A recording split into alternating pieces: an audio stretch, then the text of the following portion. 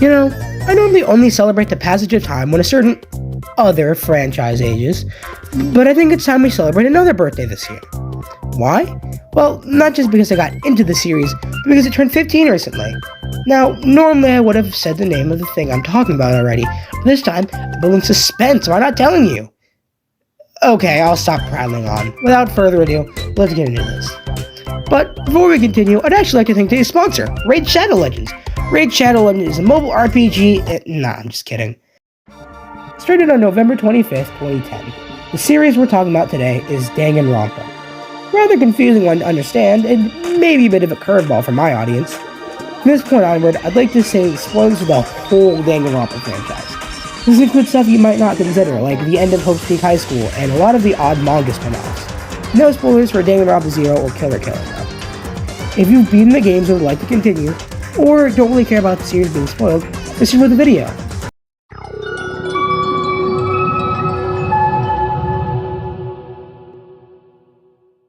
Starting off with a brief recap of the first game, 15 students are locked up in this prestigious high school, Hope's Peak Academy.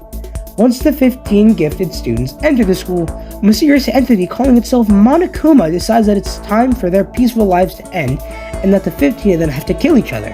Our main character, Makoto Naegi, is now thrust into the situation and is determined to help everyone survive, no matter what. I'll go more into specifics later. In the second game, we get a whole new cast, a whole new protagonist, and a whole new setting. Welcome to Jabberwock Island, a place of peace and joy where a stuffed animal named Usami says that if everyone becomes good enough friends, they get to leave. However, once again, Monokuma shows up and says that Jabberwock Island is now the setting for his killing school trip. Here, there's a spin-off called Ultra Despair Girls. I haven't played it yet, but I've read a bit of the manga. Instead of students trying to kill each other in an enclosed location, we instead have Komaru and Toko, the main characters of this game, exploring the city, all the while a group of kids try to target and kill them. After that, there's Danganronpa 3, an anime rather than a game. You see things from a few different characters' point of views, but mainly Makoto again. 16 elites are now trapped inside an organization's headquarters, but instead of Monokuma telling everyone to kill, the rules are a bit different. A gas is released that makes everyone fall asleep every night. When that gas is active, someone will get woken up and try to kill. If one night of no killing goes by, everyone gets to go free. The last major entry in this series as of writing this is Danganronpa V3. Yet again, we have a group of high schoolers locked in a high school, just like the first game, except this time, it's the ultimate academy for gifted juveniles. Instead of just Monokuma being an annoyance, he's got 5 kids who range from mildly funny to I need you off my screen right now. With the basics out of the way, let's get more into specifics.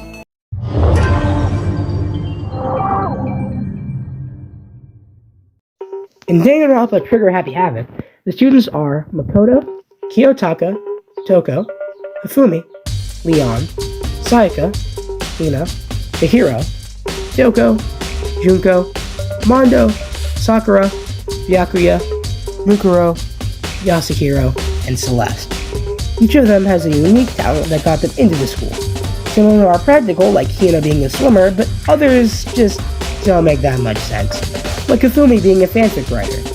Well, I know he likes to write Mario x Sonic on his school computer, and I'm sure it's impressive. I don't think most schools would be standing out for him. Honestly, of all the games, I think this one has the best environment. It manages to feel so spacious, but also so cramped at the same time. Especially when you first start the game and all 15 students are crammed into just 2 major areas. Seeing as this is the game that started it all, there's a lot of merch for it. I have a few things, including an art book and a minifigure of Mukuro. The reasonable next step after talking about the first game is to talk about the second game, Super Danganronpa 2 Goodbye Despair. Just like with the first game, everyone has a unique talent. This time there are 16 students, and that'll continue throughout the rest of the series. This time we have Hajime, Nagito, Kazuichi, Gundam, Mekamaru, Mahiru, Ryuhiko, Heko, Chiaki, Teruteru, Sonya, Byakuya, Mikan, Ibuki, Akane, and Hiyoko. And in addition to Monokuma, he gets a companion, Usami, whom he quickly renames to Monami. The environment in this game feels a bit less threatening compared to before. It feels so comfy and cozy compared to the first game's dimly lit abandoned school. Our protagonist this time around, Hajime Hinata, shares a voice actor with Nate Adams from Yokai Watch, actually can't remember his talent. This is brought up a couple times throughout the game, and Nagito even helps Hajime ponder his talent. Unlike the previous game, this one didn't get an anime, but one was planned. The budget was instead given to Danganronpa 3. To make up for it though, it gets 3 manga adaptations and a 4th one in Japanese. Now, here's where I would go into more detail about Ultra Despair Girls and Danganronpa 3, but I don't actually have any footage of Ultra Despair Girls at the moment, so I don't really have any visuals to show you, or like a way to show you any of the characters, so I'm just gonna skip over that. In Danganronpa 3, as it's an anime, it's copyrighted, so I want to try and avoid that as much as possible, so I just don't want to risk showing it again with the lack of visuals. It'll be hard to explain. So I'm just going to move on. Now, the last anime entry before we get into more niche stuff is Danganronpa V3. The unlucky students this time around are Kaede, Shuichi, Tsunugi, K1B0, Kokichi, Maki, Ryoma, Rentaro, Tenko, Himiko, Miu, Kaito, Gota, Angie, Korekio, and Kirumi. And in case Monokuma having a companion in Danganronpa 2 wasn't annoying enough, he now has 5 kids, only born for his greed for higher ratings. His kids are collectively called the Monocubs, but are individually named Monotaro, Monosuke, Monofani, Monodam, and Monojin. Despite having less floors in the first game's Hope's Peak, and less open world in the second game's Jabberwock Island, this game's location, the Ultimate Academy for Gifted Juveniles, feels oddly open and spacious, even before you start unlocking locations. As for manga, this game gets none, excluding anthologies, which I've been excluding for everything else. There's also no anime or even an episode. Now that we've talked about every main entry, we'll move on to more niche things. I'll start off with Danganronpa the animation. I'll only talk about this briefly, as there are 3 things with this name. It's the only proper anime adaptation.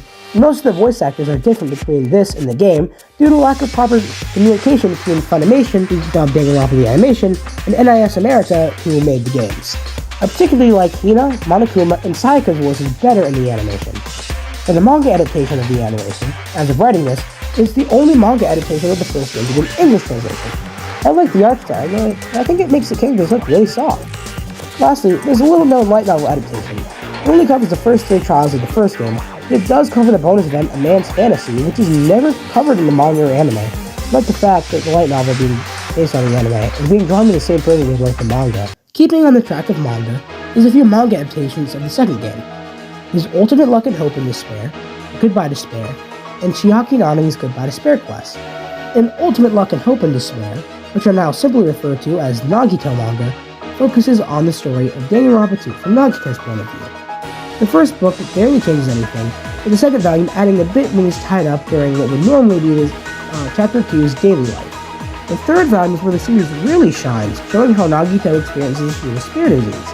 He gets to experience Monokuma Theater, he hallucinates, and remembers his past at Hope's Peak.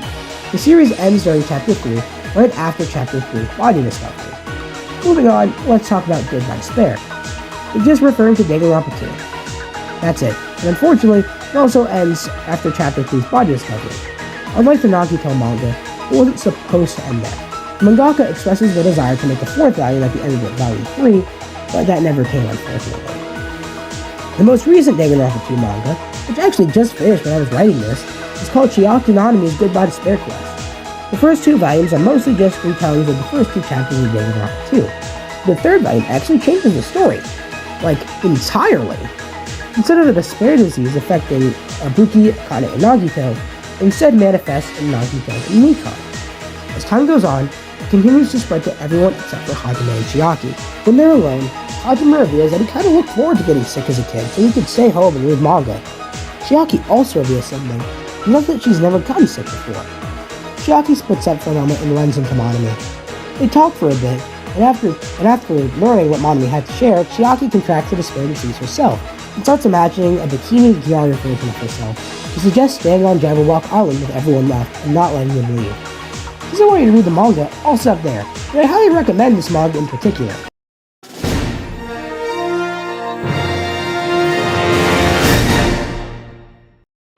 I was planning to end the video there, but I actually like to talk about some fan-made content. There's quite a lot of decent Danganronpa content out there, ranging from videos, to let's plays, to songs, to whole books. Here's a few that I particularly like. Yuri Posted in the Wrong Neighborhood is a trend where you take lines from a character you like and then edit them to this instrumental beat. There are a lot of good ones out there, but I think my favorites are Himiko, Mew, and Nagito. Oh hey, that's my video! Another type of fan content that exists are rap battles. These exist for any fandom that's big enough, but I'm certain that most rap battle channels have used at least one Danganronpa character. As I speak, I'm sure that people are writing even more. Lastly, I'd like to mention dojins. Now, as someone who can't read Japanese very well, or at all for that matter, I don't normally buy manga that aren't already in English. But a while back, I came across this Kaede Tsukichi dojin and decided to buy it. It's by all these amazing people listed here.